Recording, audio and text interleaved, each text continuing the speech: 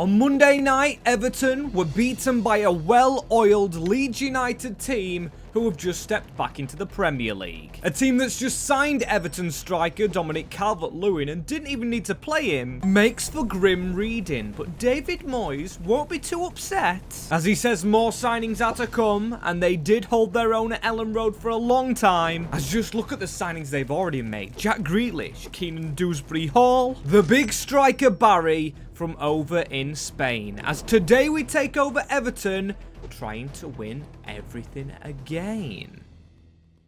As yes, people, had to get that rhyme in there, as here's Everton. Now, I've tried to get a lineup close to real life's current one, or should I say the one they played the other night. The only players we're missing when we swap McNeil around is Idrissa Gana Gueye and Will Keane, the defender. And the reason we don't have them today is because they went ahead and retired. I'm using live points and they decided they did not want to be a part of the team going forward. So we've got this, we've got Beto, we've got Garner, and the reason I've put him and O'Brien fullbacks is because that's what they played at Leeds. Yes, a lot of injuries suffered. They've got two new goalkeepers in King and Travers. They've signed Adam Asnou, a left back who is as good as new. O'Brien is going to stay as a centre-back for me, 6'6", Irish beast. And we do have some promising young players, James Gardner and Tim Irabunam. Really do like the look of this. We've got Jack Grealish on loan. We've got Chermiti, Barry and Beto, some promising forward men. As a rule about these rebuilds is we've got to take on Moyes' tactics. So no change in that formation. We've got to stick with the 4-2-3-1. However, build-up style, gonna go counter, gonna go a little bit deeper. Yes, we've got to try and win every trophy in this rebuild. That is the aim of the game, including the Ballon d'Or for one of our players. But I am going to stay on deep because that's what David Moyes likes to do. And we've got to try and succeed with it. So I am going to put this team together in the team that I would like to start.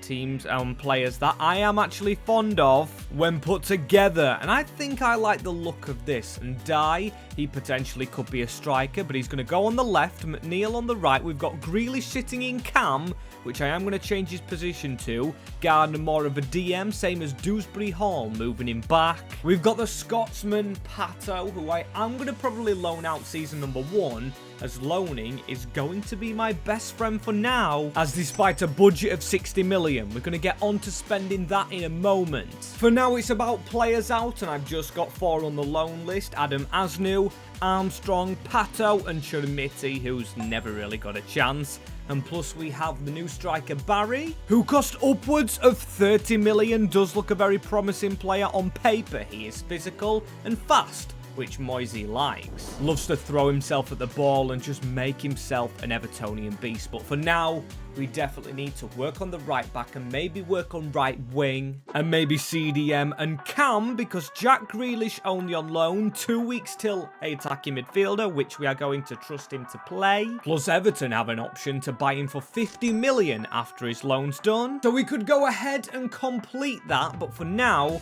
I'm going to sign a different player. With the money that we do have, and one they are numerously being linked to a couple of times in this window, is Tyler Diblin of Southampton. 1 year left on his deal. He's got an in-game face. He's a right winger, so we've got to try and win the Ballon d'Or, and right wingers can win it. So maybe this man could. He's going to sign just before we get a right back in, as I've got huge plans for this man. He can probably be an inside forward a little. Do I trust Beto for season 1? Probably not, but that 85 physicality, if he holds the ball up for Diblin and we do get some support behind him, we should be fine. As before the right back, it is now loaning time, as out goes Adam Asnou to Lecce for 12 months. We've got Armstrong to Alaves over in Spain for another year. Chermiti to West Ham for 12 months to learn under Graham Potter. And finally, Pato, the right back, going out to Nottingham Forest for a year's loan, playing behind Olaina,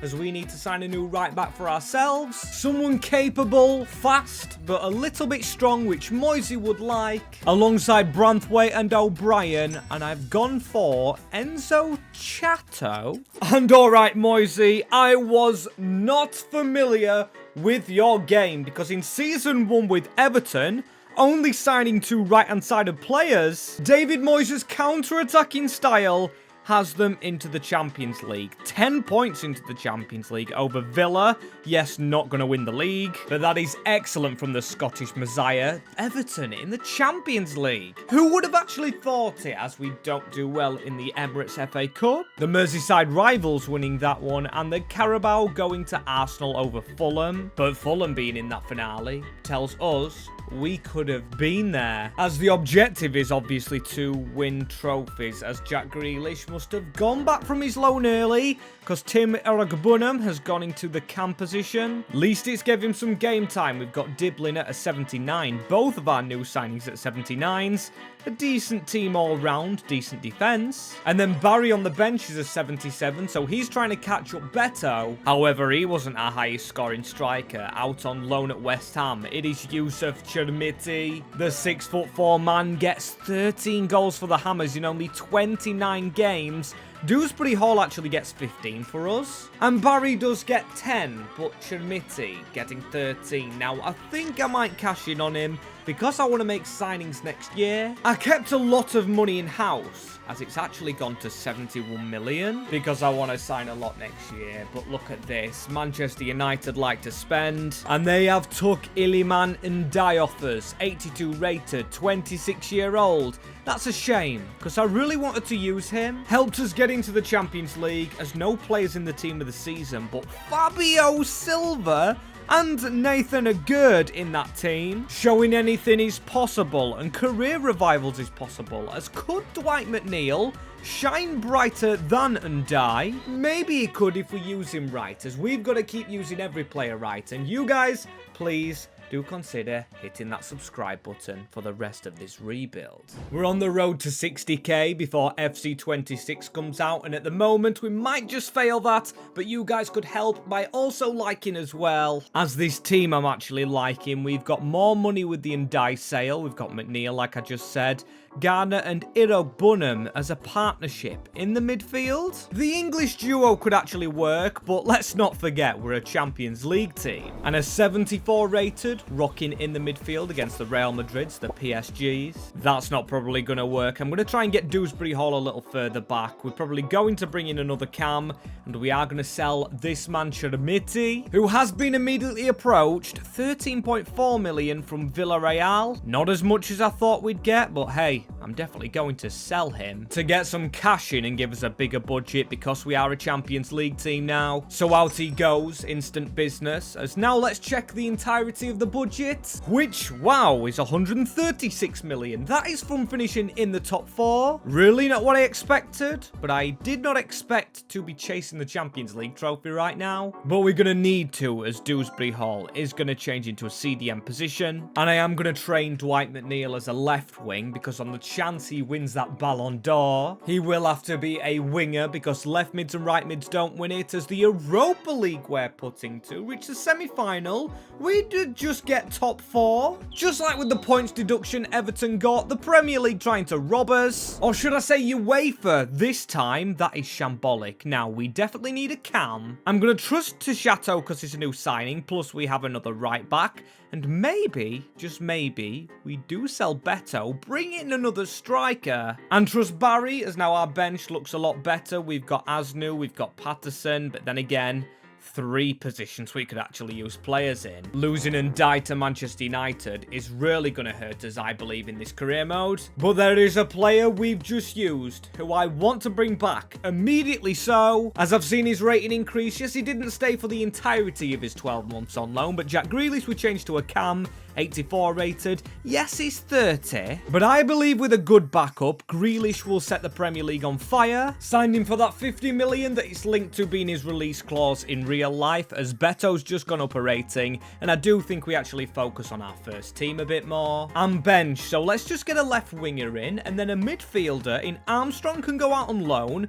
We could put Dewsbury Hall on the bench, because let's face it, he's not the youngest of players. 79 million now for a backup winger, and then a proper first-team DM. I think he's fine by me as the backup winger, Dave Quackman, the Dutchman. And the defensive midfielder, one that Everton just literally lost a league game to. If he could have kept his shots down as well, he should have scored for Leeds' Ayo Tanaka, who, wow, had grown before we even tried to sign him to, I think, an 83 overall. Now an 85. He is really good, the Japanese midfielder. And so is the team. The defense we knew was going to grow because of Jared Branthwaite and O'Brien's potential. Pickford, the captain, still going strong. Tyler Diblin, now at an 85. If you was going to ask me who wins the Ballon d'Or out of this team, it'll probably be him. But then again, not played much, but Barry is to an 83. Superb work from him, as there's the highest rated players. Grealish is one of them, despite his age, and Grealish grabs 18 goals and 12 assists, with Tyler Diblin getting 23, Dwight McNeil getting 32. Okay, we've scored a lot of goals apart from Beto, and assist-wise, Tanaka is up there. Tell you what, if we get a decent striker in this team, we've had a really good season with our wingers. I was gonna say, we can go and win the Premier League, but when you look at the stats, 91 goals scored. Yes, we conceded a lot, 11 defeats, but it's our players behind the strikers that have actually carried Everton to a very low point tally Premier League victory. 2 seasons it's took Moyes, 2 to win the title. Oh my days, and I said it last season when I saw Fulham in one of the finals get a cup run going, and we do well as Everton win the FA Cup, which is genuinely extraordinary. That is a double for the Toffees, or make it a tricky treble, because the Carabao over Nottingham Forest, we've really looked out with the teams, but that is 3 out of 3, and almost everything in England done. Now we've got the Community Shield coming up next season. However, could we have a Super Cup because we are in the Europa League? Expected to have done well, and we've done well straight from the off. We finished first in the league phase, above Spurs, above Juve. With them strong defenders we had, yes, we squeezed past Frankfurt on penalties. Then we beat Aston Villa 5-1, showing our dominance over English teams. We beat Rangers 5-4. Our Scottish manager will be happy with that. Before losing to Lille in the Europa League finale, which is kind of gutting, as I thought if we won 4 trophies, we potentially could have a shout at the Ballon d'Or. Although no 90 rated players, Diblin did very, very well. Same as Dwight McNeil, a player I was actually thinking about replacing this season, as I don't really know where to replace a player. They all look pretty good. The bench, I didn't introduce you to Quackman. He's only 73, this man, but we do have a decent bench around him. Maybe another centre-back and keeper. Then striker is a question, because Beto scored 13 goals. Probably can cash in on him. And then Barry. Could we actually sell him? Like I said at the end of last season, one quality striker to a Premier League winning team could be all the difference, as we've already got 130 million. I already trust the rest of the lads, and Dwight McNeil's changing to a winger. That takes his rating up 1. He's in his peak at 27. And if Quackman joins him, gets to a 75 at 23-year-old, I think that's perfect for a backup man. Yes, I know we're in the Champions League, but he's young as well, as our objectives in the Champions League is to reach the final, then win the Premier League and win the FA Cup back-to-back. Damn, that is expecting from the Everton board as an offer in for the man I've kept loaning out. He was on loan at Blues last season, Harrison Armstrong. In real life, looks like he's got bags of potential, but in a season we need money. To buy a striker, I'm going to sell him to Manchester United for almost 6 million. And then I'm also going to just sell one striker in Beto. I'm going to keep Thierry Barry, although he'll probably still be a bench striker, as Beto's got to move to Chelsea, which is really good for his career. He's 29 though, and Chelsea buy everyone, as we've bought players from Chelsea in Dewsbury Hall, which makes me think we have just sold a player to Chelsea. Maybe we bring in a player from them. As you can tell, the updates haven't gone through on the other squads in the Premier League, because Nicholas Jackson is still there, must have been starting, up to an 87 at 26, and does have a release clause of £105 million we can afford. Once out of Chelsea in real life, Everton needing a striker, so the huge gamble on Jackson will go through. We're going to pay that release fee, and we are going to stick him up front in our Premier League winning squad, which probably means tactically I could move him a little bit to what he just fits in. I know we're staying with the David Moyes shape with the inside forwards contributing a lot, and hopefully contributing in this finale, which is the Community Shield finale. It's only a one-off game we need to win, and we do win with a goal from Nicholas Jackson. How can you knock a debut boy for scoring and winning our 4th out of 7 trophies, as this is how the team looks, and it looks pretty beautiful. Jackson now at a 90 rating, supported by Jack Grealish, so all the Jacks. We've got McNeil, Tyler Diblin, Garner, a little bit disappointing, and when you look on the bench, Dewsbury Hall at an 86 with Quaman, not doing too well, say with Tarkowski. Down to 17 pace, 24 shooting. His heading should be better than that. So yes, we definitely need another centre-back next year. As goal-wise, Nicholas Jackson has definitely settled into this Moyes system with 37. He's took goals away from Diblin, McNeil and Grealish though. And there was less assists from Tanaka, but when you look at the team of the season, Jordan Pickford's never let us down. Jack Grealish and Jackson have played perfectly, as Jackson wins the Player of the Season for the Premier League, which is not the same as the Ballon d'Or, so we've still got to go searching for that golden trophy as we win the silver one of the Premier League. More points than last season, only 1 defeat in the Prem, but unfortunately, that's not what we need. We need the Champions League and the FA Cup, won by Villa. Not back-to-back in that, as we were beaten by Fulham 3-1. The team we beat in the finale last year, and penalties shows that we can be beaten in knockout games. The Carabao Cup, Bristol City. Not good at all, and then good from Celtic and ourselves to squeeze through in the Champions League, which we need to win. We need 1 of 3 now, trophy-wise, but look at that. Our new signing, Adam Asnu's old team, Bayern Munich, stop us 4-3 in an actual comeback to give us a trophyless season, as now in the defence, O'Brien does look the weakest. Still, he's very strong, and he does fit the Moisey mould of tall, jolly green giant defenders. Dwight McNeil is an 87, so I actually still trust him. And yeah, O'Brien's the man we need out, as if we put him down on this bench with Asnu at the side of him, Quackman needs to change to a winger and then maybe bring in a cam. We could have a solid team with a shot of actually winning that Champions League, as Quaman, oh dear, he's still not fit enough to be a left winger, which is a little concerning. Community Shield again, but we won it last season anyway, and £150 million. Brilliant. With only new 2 players needed. And success-wise, they want that Champions League winning and, well, everything. Everton expect to win everything. Premier League, FA Cup, Champions League, probably the Carabao, which I can't believe was never an objective you actually needed to reach in career mode. Thankfully, objectives are out next year, and let's search for that cam as a backup first, and Sergio Arribas could come on and do the business. One of the first players I saw, and one that is actually out of contract, so perfect by every means necessary.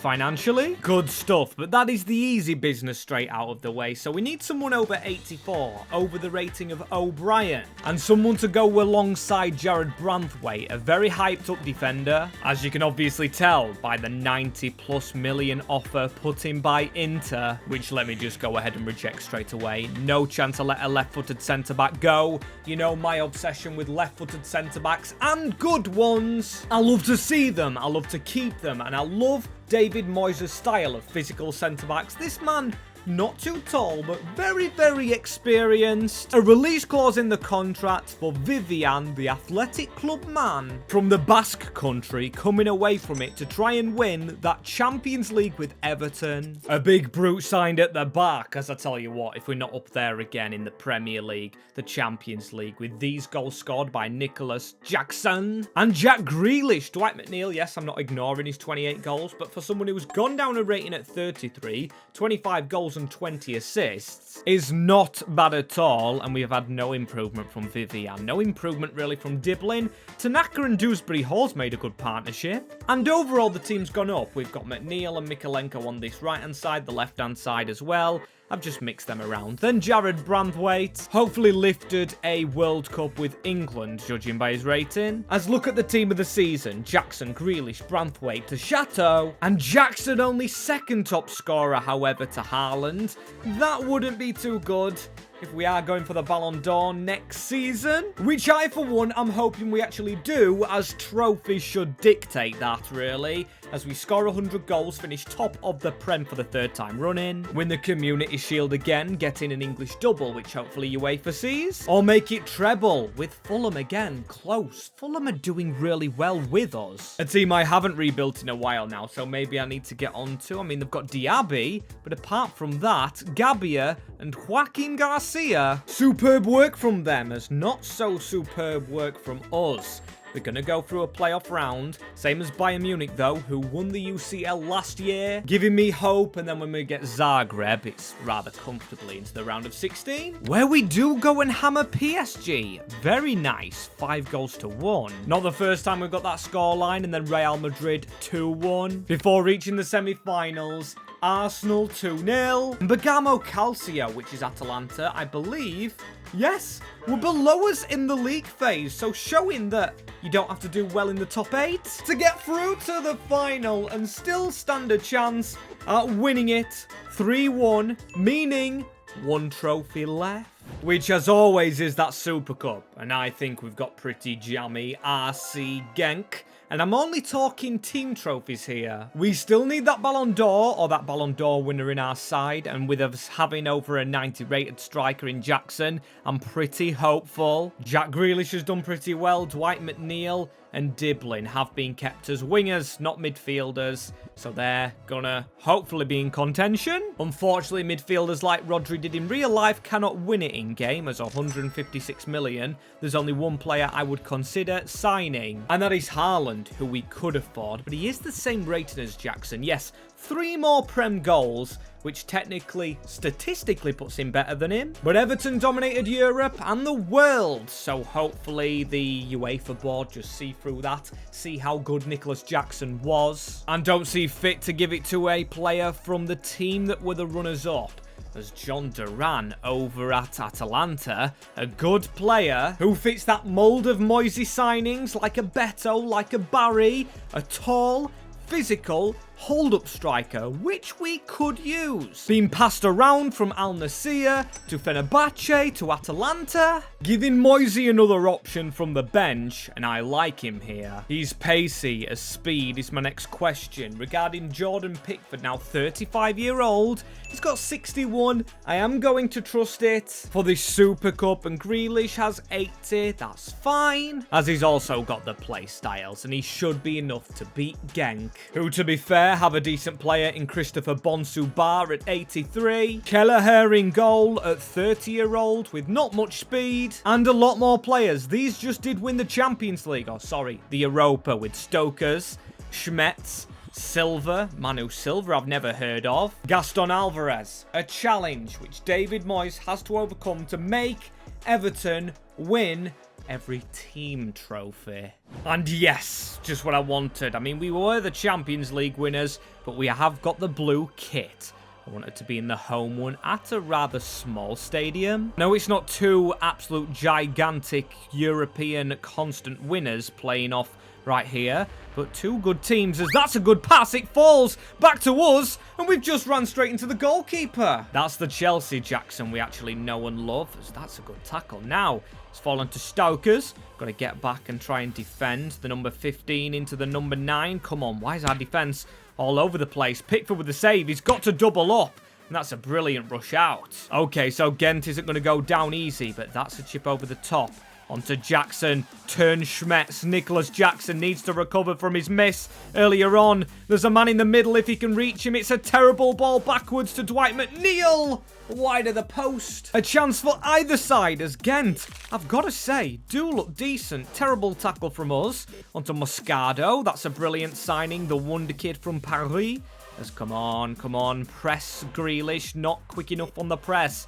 Garner's been a little bit weak, especially in that tackle. It's gone up to Pinamonti, never heard of him. Got a little block in, tackle from think that's Jared Branthwaite. Moscardo. Are we actually going to put a foot in? That's a good ball. And another save, Pickford. It is so sloppy, so lethargic as Stoikers. That's just a terrible lunge in from me. I've gambled way too early. Dwight McNeil does get a tackle back, and now we need a pass inside. But look at the defence. They have just been excellent. Their game plan is to frustrate us, and they've done that with this Moisey team. One of their players, in fact, is now injured, and we've just got to keep pressing. Can we jump in there? That would have been a red card. We really just can't get close to them at all. But Diblin, he takes it into his own hands, does the winger. He's an inside forward, and he's dribbling inside of their centre mid, and then their centre back. Here he is on the run. Nicholas Jackson at the side of him. A terrible pass back in the middle. Jackson looking for Tyler Diblin, and leaves us still scrapping for the goal, but Nicholas Jackson wins it back. Now Dwight McNeil, he hit a shot in the first half, and this time rattles the post, as I think this is the worst I've ever played in FC25, as hopefully it's over soon. FC26 is coming out as Jackson finally breaks the deadlock after penalty talk. We might not need to take them. It is Grealish winning the ball forward, crossed into the box, and our number 10 on the Trivela, which he's tried a few times. He's successful with it. Brilliant from Jackie Boy. Let's get that pass through. Could be two. I'm going to go for the power shot. I usually don't try those. Okay, and the football's flowing. We don't even get to see a replay. We just get the power one. Expected goal 0.19 with a very high ball speed from Nicholas Jackson to grab the second, as now Jack Grealish needs a ball forward and finds it into Jackson on a hat-trick, and this is only in added time as he plays for the corner, and Dewsbury Hall and Jack Grealish is a link-up in real life. I actually can't wait to see the English link-up, as that's a cross into the box. It's took down by Dwight McNeil and dribbled in. We just had to wait for added time. The full game was an absolute tanker, but Dwight McNeil sees it off.